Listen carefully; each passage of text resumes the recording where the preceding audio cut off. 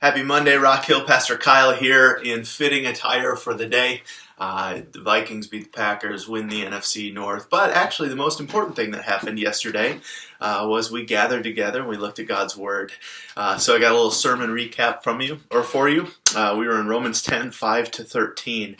And the key verses in there were 8 and 9. Because if you confess with your mouth that Jesus is Lord and believe in your heart that God raised him from the dead, you will be saved. For with the heart one believes and is justified, and with the mouth one confesses and is saved. And jump down to verse 13. For everyone who calls on the name of the Lord will be saved. We kind of had two main ideas with answering the question, how can I be saved? That there's kind of two components to faith. There's an internal component and an external component. There's an internal component in that the heart is mentioned 3 or 4 times, that we believe in our hearts. And so we talked about faith being far more private than many of us are comfortable with. That it's not merely a trifling with the externals, but it's a radical change in the disposition of our heart toward God.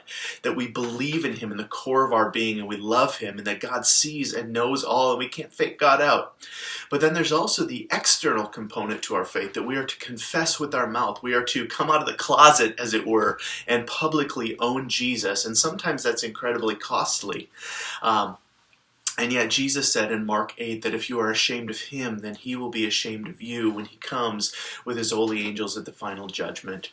And so basically there's this internal component of faith and this external component of faith. And in the New Testament, that external component of faith, that publicly owning Jesus, manifests itself in baptism, where you publicly declare your allegiance to Jesus and you are baptized, and you have that picture, that beautiful picture of a spiritual union with Jesus. And so couple kind of just takeaways that faith is incredibly private, and that we cannot fake out God.